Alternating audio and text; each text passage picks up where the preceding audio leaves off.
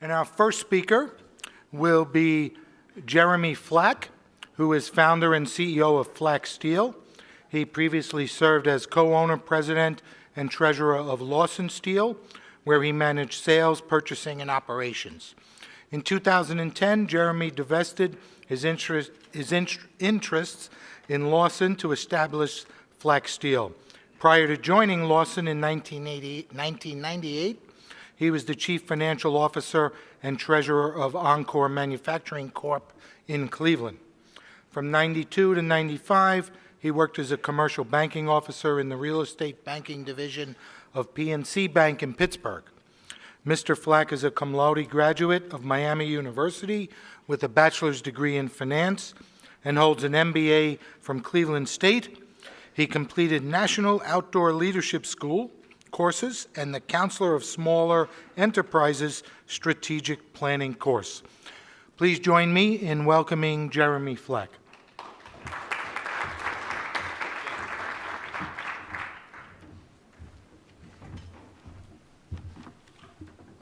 I guess I'm becoming a wily veteran because I forgot some of those things. So thank you for the for the reminder.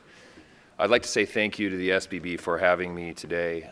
We sincerely value SBB's worldwide market coverage of our industry and timely reporting of relevant market events. So I had a couple off-color jokes, like I usually do, but I'm going to dispense with that today because really I'm just proud of our company and honored to have the opportunity to come share our ideas in this forum. The last time I presented at the SBB was 3 years ago this month, and a lot has happened in 3 years, both in the global commodity market and my personal life. So let's talk about my personal life because it's a little more exciting than the price of steel going down last year. Over the last 3 years, I met a girl, I got engaged. We merged our company with GlobeNet Metals, my partner's in the audience, Ben Bucci. I got married, I moved to Chicago, I had a daughter, and most recently, we bought the CMP Metals business from Consolidated Systems in Columbia, South Carolina. So a lot has changed. What hasn't changed is our industry's view of risk management strategies. So in preparing my remarks for today, the SBB wanted me to consider challenges and opportunities in the service center industry and how service centers and their customers manage volatility and risk. So I started by taking a look at some of my old speeches because I really didn't have too much motivation going. And I found a couple of good slides that I'm going to share with you today that are still relevant. At least I think they were, or are.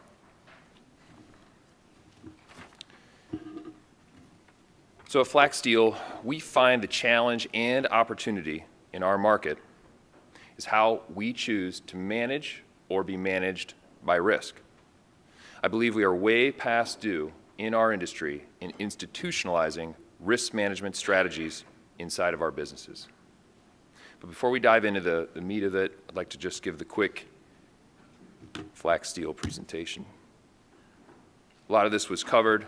A couple of highlights was the merger with our business and GlobeNet Metals business in Scottsdale, Arizona in November 2013.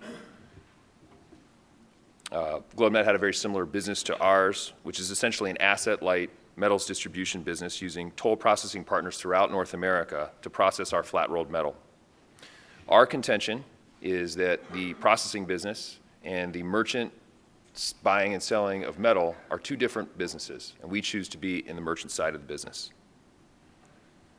Important thing about the CMP acquisition for us was that it got us into pre-painted flat roll products, including pre-painted aluminum and stainless. The rest is pretty generic stuff. The one point is we do have a growth strategy that we're going to continue to follow, which is organic growth plus the continued acquisition, merger, and partnership with strategic companies in North America. Most of this is on our website, but important to understand about Flexsteel is that it is built, in our view, as the solution for many flat-rolled consumers in NAFTA. We combine an agile sourcing and supply to optimize supply chains We dovetail risk management strategies in with those supply chains and help our customers manage their risk. Flexsteel is built to strengthen our customers' book and their position in their markets. We've been designed with the consumer in mind, and we believe that we are the next frontier in the customer's needs in North America.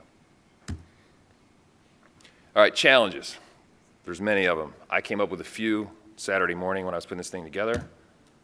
Overcapacity, strong US dollar, imports, weakness in the domestic steel mills last year, certainly. I think we have a lack of talent in our industry. We haven't done a great job recruiting and hiring smart young people in the last 20 or 30 years at least. I think we suffer from a lot of groupthink. There's weakness relatively in the manufacturing sector, certainly over the last 5 or 6 months. We all know about oil and gas. There's also maturity of processing capabilities in our market. It doesn't get any flatter. It doesn't get any straighter. We've kind of got that figured out. Ag sector's relatively weak because of the strong dollar. I've found in talking to resources in the industry that capital's fleeing the metal space, and the dreaded CRU minus deals out there, not doing us any good. All in all, paints a pretty bleak picture when it comes to making money. So let's get off the like negative stuff and let's talk about positive, which is what are our opportunities? This is one of my slides from 2013. I like this one because it's germane when we're talking about what happened from November 2014 through December of last year. And most of us suffered an earthquake in the steel price. So let me be clear. The current opportunity is this. We should embrace, as an industry, the hot roll coiled hedge on the CME and dump the notion of market timing.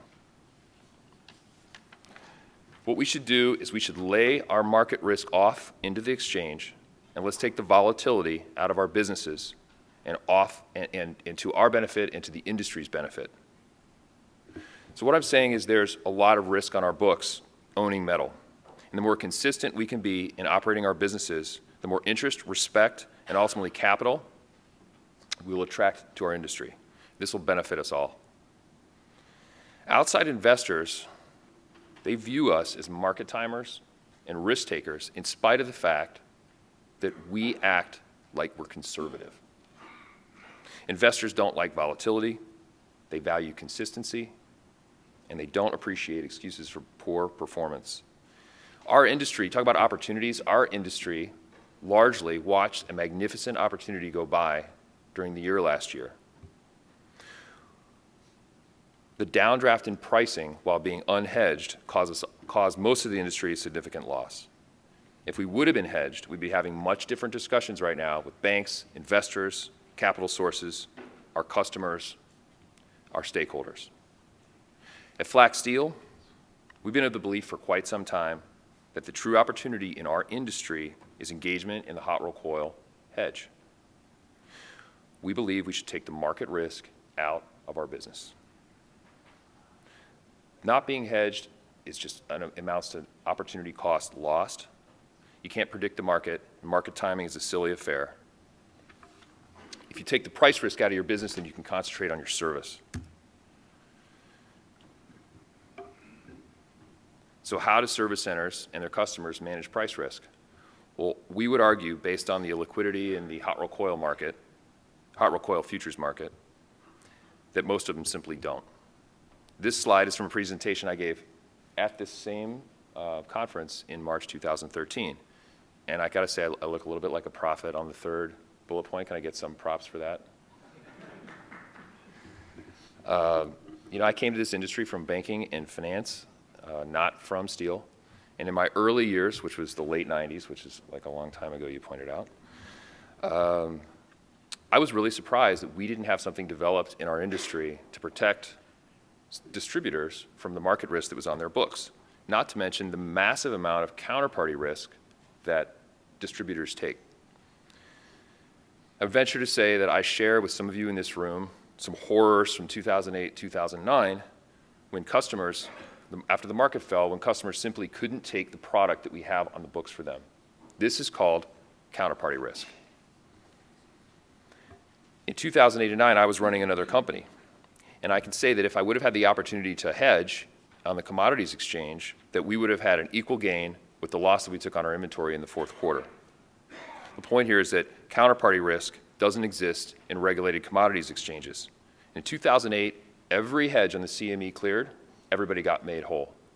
But our customers weren't able to make us whole on their purchase orders.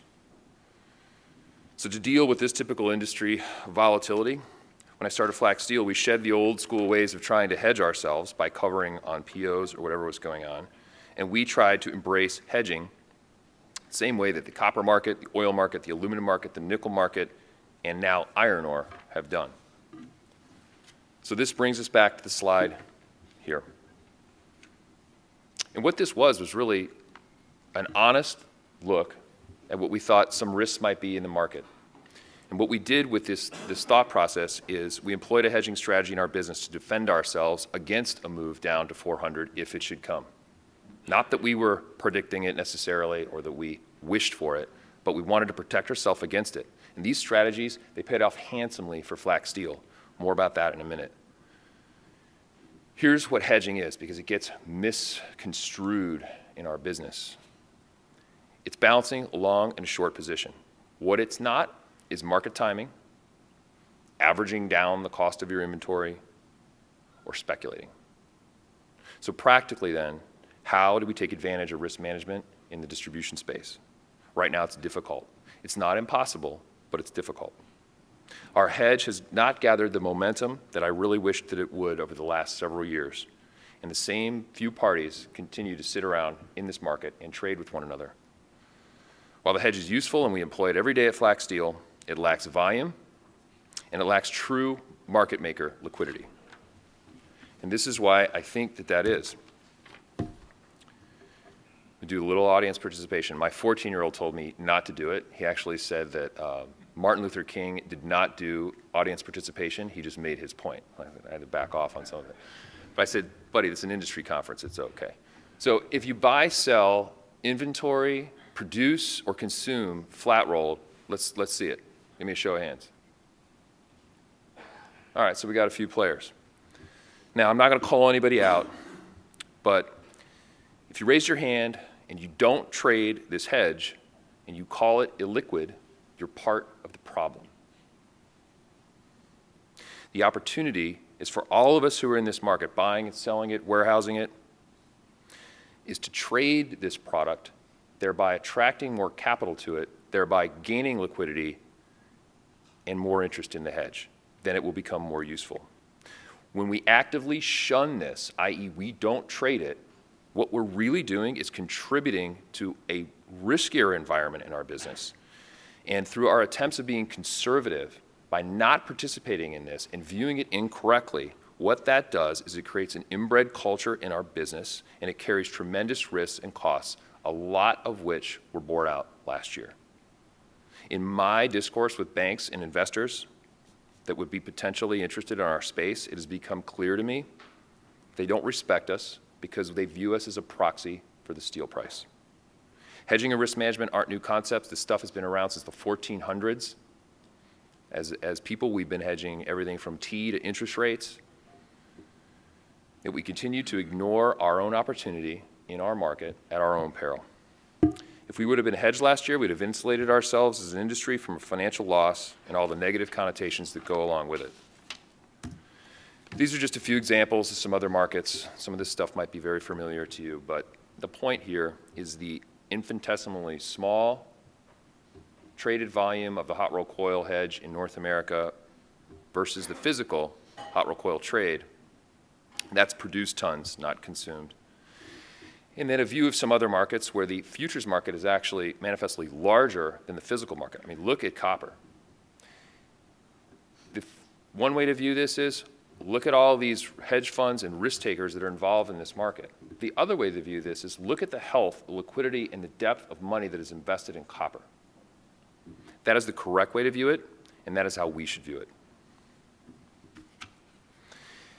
One last point about this slide is that these markets, copper, crude, aluminum, and nickel, they all have healthy options markets that trade around the future.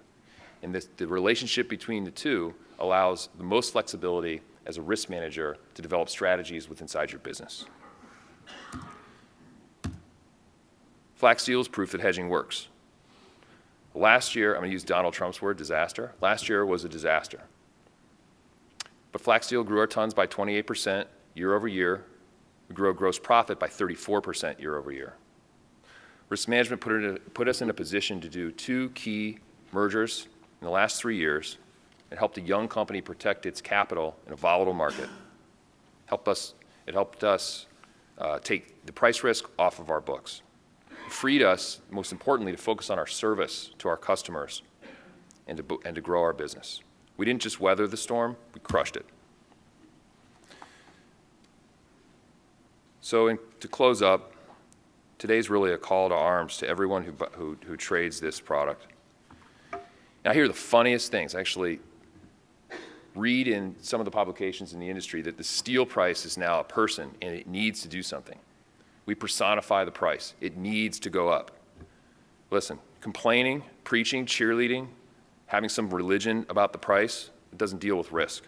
Having a seance, smoking the peace pipe, doing rain dances, having industry functions where we commiserate with vendors and customers about how horrible things are, these don't help us solve any problems.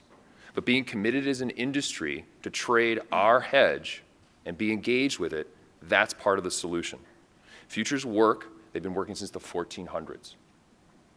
We need 3 principal things in our futures market. 1, we need liquidity. That means everyone has to participate.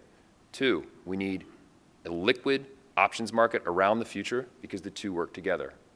And number 3, my ultimate dream, maybe when I'm 90, we will have a conversion to cold roll and to galvanize, similar to the way that aluminum has a conversion to their physical. We also need to invite outsiders into our industry. We need to convince outside capital that steel, as the bedrock of society, should be part of their portfolios. Thank you very much.